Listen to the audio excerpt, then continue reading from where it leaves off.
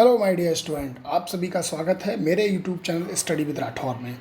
आज मैं बच्चों आपके लिए लेके आया हूँ चैप्टर नंबर 4 के न्यूमेरिकल। जैसा कि आप लोग जानते हैं, मैंने आपको 3 दिन में 3 टॉपिक करा दिए हैं। एक कराया था आपका श्रेणी क्रम संयोजन यानी सीरीज कॉम्बिनेशन, दूसरा कराया था समांतर क्रम संयोजन जिसका नाम था पैरेलल कॉम्बिनेशन, और तीसरा मैंने आपको कराया था गोलीय संधारित्र मतलब स्पेरिकल कैपेसिटर। यानी कि आपको ये 3 मैं सूत्र आपको करा चुका हूँ। आज मैं इन्हीं से संबंधित आपके लिए न्यूमेरिकल्स लेके आया हूँ। देखता हूँ आप लोगों ने कितनी मेहनत की है और मेरी मेहनत को किस तरीके से सफल बनाया है। तो बच्चों स्टार्ट करते हैं हम पहले न्यूमेरिकल के साथ। मैं पहले 2 न्यूमेरिकल आपको सॉल्व करवाऊंगा, बाकायदा समझाऊंगा, कोशिश करूंगा।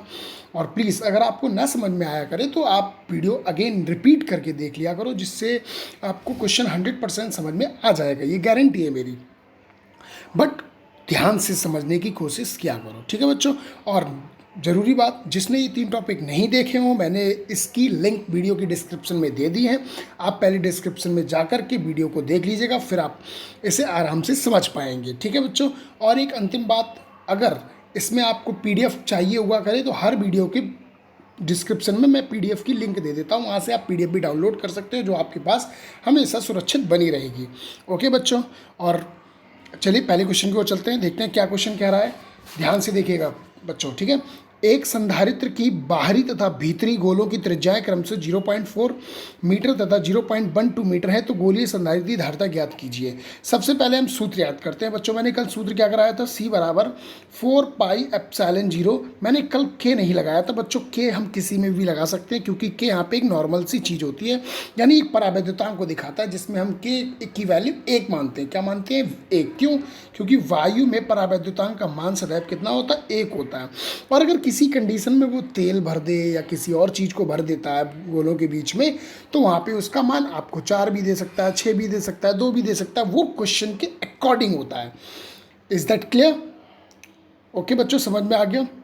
मैं फिर से रिपीट कर रहा हूँ। अगर जैसे आपका एक गोला ये, एक गोला ये, इसके बीच में अगर वायु भरी है तो K का मान सदैव 1 होगा आपका, ठीक है। अगर इनके बीच में तेल भरा हुआ है या कुछ और भरा हुआ है तो उनके मान वो आपको क्वेश्चन में देगा। क्लियर है? तो यहाँ पे हम K के मान को लगाना जरूरी समझते हैं। तो सूत्र फिर से देख लेते हैं क्या होता है। 4πε0 K in bracket of R बटे R माइनस R। कल मैंने ये आपको फॉर्मूला निकलवाया था, आ गया होगा आपको समझ में। तो इन्हीं पर हम देखते हैं क्वेश्चंस पर। ये क्वेश्चन आपके हैं, और मैं बता दूं कैपिटल R यहाँ पे होती है बड़े गोले की त्रिज्या, ठीक है, और स्मॉल r होती है आपकी छोटे गोले की त्रिज्या, ठीक है बच्चों। इस बात का बेहद ध्यान रखना। और एक बड़ी बात, जिसने पहले से पढ़ाई नहीं की है, यानी कोई नया स्टूडेंट इस वीडियो को देख रहा है, तो मैं बता दूं बेटा, 4πε0 का मान होता है 1/9 गुणे 10⁹9। क्लियर है बच्चों? तो फिर से देख लीजिएगा, 4πε0 का मान होता है 1/9 गुणे 10⁹9। अगर मैं ये कहूँ कि आपका 1/4πε0 का मान कितना होता है, तो संख्या पलट जाएंगी, यानी कि अब ये ऊपर आ जाएगा आपका, ठीक है बच्चों। जिसे आता है बहुत अच्छी बात है, नहीं आता है तो प्लीज़ उसे समझ में आ गया होगा, ऐसा मेरा मानना है। और बच्चे आप सभी सही होंगे। चलिए क्वेश्चन पर देखते हैं। वो कह रहा है कि बाहरी और भीतरी। तो बच्चों बाहरी जो गोला होता है वो कैसा होता है? बड़ा होता है। और छोटा वाला जो अंदर होता है वो कैसा होता है? छोटा होता है, ठीक है बच्चों। ज़रा ध्यान से देखिएगा, मैं फिर से बता रहा हूँ। और एक सिंपल सी बात है, आप भी जानते हो कि अगर कोई चीज़ बड़ी होगी तो उसकी त्रिज्या भी बड़ी होगी, अगर कोई चीज़ छोटी है तो उसकी त्रिज्या भी छोटी ही होगी। हम यहाँ पे मान्स को चेक कर लेते हैं। मान हमारे कैसे हैं? 0.4 है और एक 0.12 है। तो बेटा अगर मैं इसके पीछे 0 मान लूँ तो मुझे कोई आपत्ति नहीं है, क्योंकि पॉइंट के बाद संख्या समान करने के लिए हम 0 बढ़ा सकते हैं। यहाँ तक क्लियर सभी को? तो देखो भाई, तो संख्या बड़ी कौन सी हो गई है? इसका मतलब ये कैपिटल R हो गया और ये आपका स्मॉल r हो गया। इतना समझ में आया? यहाँ तक क्लियर है? ये बताइए, फटाफट बताइए। वेरी गुड, समझ में आ रहा होगा आप लोगों को। तो क्या हो गया भाई, फॉर्मूला मैंने लगा दिया। चलिए मैं अब इसका सोल्यूशन दिखाता हूँ सीधे। मैंने स्मॉल r का मान क्या मान लिया बच्चों? 0. क्या मान लिया आपका? 0.12, ठीक है। और अब R कैपिटल R का मान क्या माना है? R बराबर 0.4 मीटर, क्योंकि कैपिटल R का मान बड़ा था। सूत्र हमारा ये होता है C बराबर 4πε0 K RR/R माइनस R। या ध्यान से देखना, स्टेप बाय स्टेप ध्यान से समझते चलना। अब मैं इसकी वैल्यू पुट कर रहा हूँ। तो 4π का मान कितना बताया मैंने, 1/9 × 10⁻9। के का मान 1 है, रख दिया मैंने। कैपिटल आर का मान कितना है, 0.40 लगा दिया मैंने। इनटू है ऊपर तो इनटू लगा दिया, इनटू आर का मान कितना, 0.12। ठीक है, यहाँ तक क्लियर है। नेक्स्ट फिर से देखो, अब यहाँ पे r-r है तो कैपिटल आर का मान पहले लगा दिया, फिर स्मॉल आर का मान लगा दिया, बीच में क्या लगा दिया मैंने यहाँ पे माइनस। ठीक है बच्चों, यहाँ तक क्लियर है, कंफर्म बताइए, फिर से देख लीजिएगा ध्यान से। ठीक है, इससे यहाँ तक क्लियर है। अब मैं इसको सोल्यूशन करता हूँ। c बराबर क्या हो गया बच्चों, 1/9 × 10⁻9। ठीक है, 12 चौक 48 होता है बेटा, और दो संख्याएं आपकी ये हो गई, एक संख्या आपकी ये हो गई। ध्यान से देखिएगा, दो संख्याएं आपकी ये हो गई, एक संख्या आपकी ये हो गई। तो भाई पॉइंट कितने बार लगेगा, 3 बार। तो 0.048 मैंने मान लगा दिया, बटे 0.40 यानी कि 0.40 में से 0.12 अगर घटाओगे तो कितना बचेगा आपका, 0.28 बचेगा। अच्छा बच्चों एक बात बताओ, अगर मैं ये पॉइंट हटाऊंगा तो ये भी हटाना पड़ेगा, तो इसके लिए हमें संख्या बराबर करनी पड़ेगी। यानी कि अगर मैं 0 बढ़ा दूँ तो कोई दिक्कत आपत्ति आपको किसी को, बताइए, ऐसा कर सकते हैं ना। तो मैंने वही किया है, देखिए ध्यान से क्या किया। c बराबर 1/9 × 10⁻9, ऊपर 48 हो गया, 48 लिख दिया, नीचे 280 हो गया, 280 लिख दिया। यहाँ तक क्लियर है बच्चों, स्टेप क्लियर है, बताइए। गुड, चलिए। और आप अगर कोई दिक्कत हुआ करे तो कमेंट सेक्शन में उसका आप बता सकते हैं मुझे, उससे भी आपका नोटिफिकेशन मिल जाता है, कोई दिक्कत नहीं है। ठीक है, ग्रुप पर भी आप डिस्कस कर सकते हो और यहाँ पे भी आप डिस्कस कर सकते हो। ठीक है बच्चों, चलिए नेक्स्ट देखते हैं, फिर से आगे देखते हैं क्या है। अब मैं इसे काटूंगा, तो जरा काटिए बेटा। क्या किससे हम 4 से काट सकते हैं, 4 7 28, तो 70 हो गया, और 4 एकम 4, 4 दूनी 8, 12 हो गया।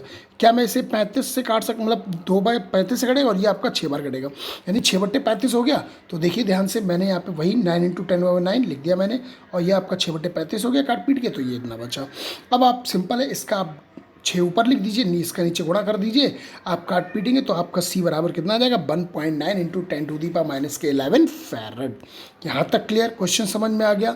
फिर से मैं बता रहा हूँ मैं क्या करेंगे आप, सबसे पहले बड़े गोले की त्रिज्या देखेंगे, फिर छोटे गोले की त्रिज्या देखेंगे, सूत्र लगाएंगे आप। बाकी तो आप जानते हैं, कैलकुलेशन आप सभी जानते हैं, कक्षा 12 के स्टूडेंट हैं आप लोग, क्लास 12 के, ठीक है, 4-5 के नहीं है, तो कैलकुलेशन सभी को आनी चाहिए। नेक्स्ट अगले क्वेश्चन की ओर चलते हैं, अगला क्वेश्चन देखते हैं क्या कहते हैं। पहला क्वेश्चन क्लियर फ्रेंड बच्चों, इसे आप कॉपी में बाकायदा फेयर में नोट करेंगे, मुझे ये सारी चीज़ें नोट चाहिए, ठीक है, याद रखिएगा। चलिए क्वेश्चन देखते हैं दूसरा। एक संधारित्र की कह रहा है तथा भीतरी गोलों के व्यास, अब इसमें व्यास कह रहा है, कोई दिक्कत नहीं है, व्यास त्रिज्या का आधा होता है। आगे पढ़ते हैं।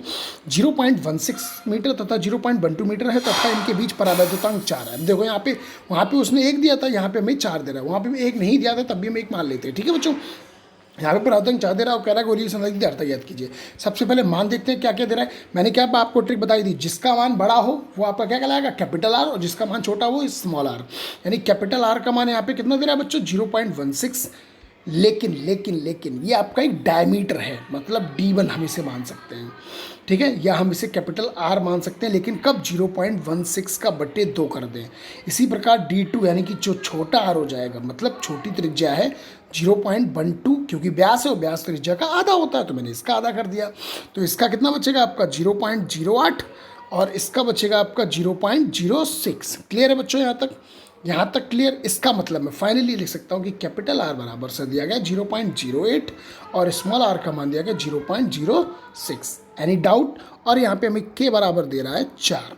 बताइए यहाँ तक क्लियर है सभी को। ये मान हमें मालूम पड़ गया, निकालना क्या, हमें सी निकालना है।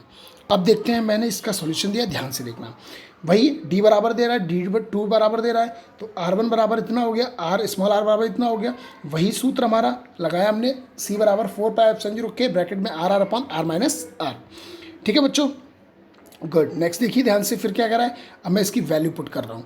तो क्या हो गया, अब यहाँ पे देखो, इसका मान होता है कितना, 4πε0 का मान 1/9 × 10⁻9, के का मान 4 है तो 4 लगा दिया, आर का मान 0 पॉइंट कैपिटल आर का मान है, स्मॉल आर का मान है, ये कैपिटल आर का मान है बटे स्मॉल आर का मान है। अब वही हम फिर से सोल्यूशन करेंगे। क्या कह रहा है, इसका मान तो आपका ये रहा 4, वहीं रहा आपका, 8 6 48 होता है, तो 4 2 और 2 4 संख्या होगी, तो 0.4 अंक बाद हो जाएगा। इसे मैंने घटाया तो कितना हो गया 0.20। अब मुझे पॉइंट बराबर करना है, तो ऊपर 4 संख्या है, अगर मैं नीचे 2 0 और बढ़ा दूं तो पॉइंट से पॉइंट आसानी से उड़ सकता है।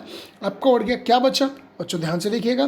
फिर सी बराबर 9 × 10 = 9, 4 बचा 4 लिख दिया, 48 ऊपर बचा, नीचे 200 बचा, 4 से मैंने इसे काटा, 4 पंजे 20, 50 हो गया आपका। ठीक है बच्चों, अब ध्यान से देखना, अब मैं 48 को काट रहा हूँ, 24 दूनी 48 होता है और 25 दूनी 50 होता है, यानी कि 24/25 बचा।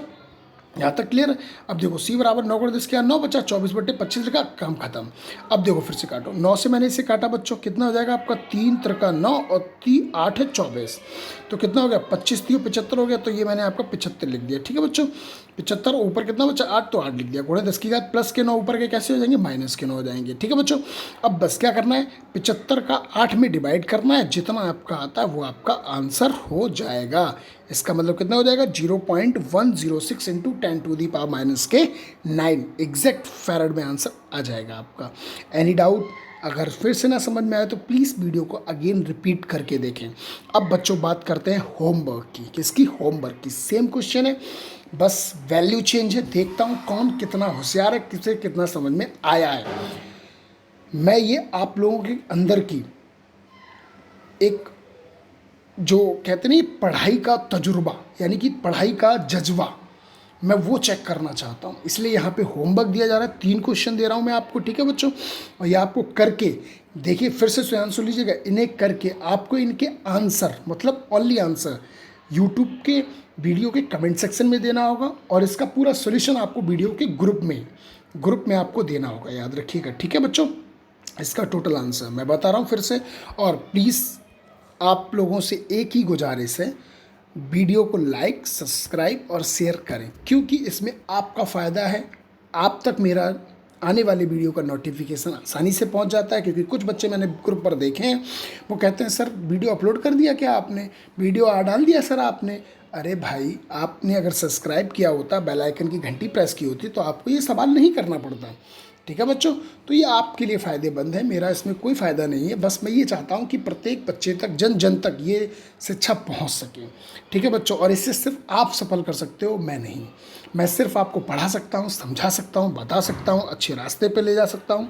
इसमें अब आपका काम है कि आप जाना चाहते हैं कि नहीं। ओके बच्चों, तो चलिए क्वेश्चन मैं एक बार रिपीट कर देता हूँ। आप चाहो तो स्क्रीनशॉट ले सकते हो, नहीं तो डिस्क्रिप्शन से PDF आप डाउनलोड भी कर सकते हो। कह रहा है एक गोलीय संधारित्र की धारिता ज्ञात कीजिए जिनमें गोलों की त्रिज्या क्रम से एक ये है, एक ये है। आप बड़ा और छोटा आप देख लेना, परावर्तन क्या दे रहा है आपको, वही सी बराबर फॉर्मूला लगाना, आंसर निकालना है। नेक्स्ट चौथा क्वेश्चन देखिएगा, आपको 2 मान दे रहा है, बड़ा छोटा आप देख लेना। 2 संकेंद्रीय गोलों से बने धारिता ज्ञात करनी है, गोलों के बीच परावर्तन केव आपको दे रहा है, आसानी से सूत्र लगाएंगे, आंसर निकल आएगा। ठीक है बच्चों, और एक अगला क्वेश्चन जो कि आपका संधारित्र की धारिताओं पर डिपेंडेंट था, मैंने आपको श्रेणी और समांतर करवाया था। एक ही क्वेश्चन में दोनों सूत्र लगने वाले हैं, ध्यान से देखिएगा। 3 संधारित्र जिनमें प्रत्येक की धारिता 3 माइक्रोफैराड, मतलब 1, 2 और 3 संधारित्र जिनके मतलब मान जो है माइक्रोफैराड में आपको दे रखे हैं। ठीक है बच्चों, 3 हो गए आपके। अभी आपको श्रेणी क्रम संयोजन है समांतर क्रम में। अब श्रेणी क्रम का सूत्र क्या होता है आपका, आप जानते हैं श्रेणी क्रम का सूत्र क्या होता है, 1/c बराबर 1/c1 + 1/c2 + 1/c3। और अगर आपके ज़्यादा होते तो आप डेस में कर सकते हो। और समांतर का क्या था, c बराबर c1 + c2 + c3। ये आप इनकी सहायता से आसानी से कर सकते हो। तीनों क्वेश्चंस के आंसर मुझे वीडियो मतलब सोल्यूशन चाहिए ग्रुप पर, आंसर चाहिए कमेंट सेक्शन में। ठीक है बच्चों, like, subscribe and share, and जय हिंद, जय माता दी।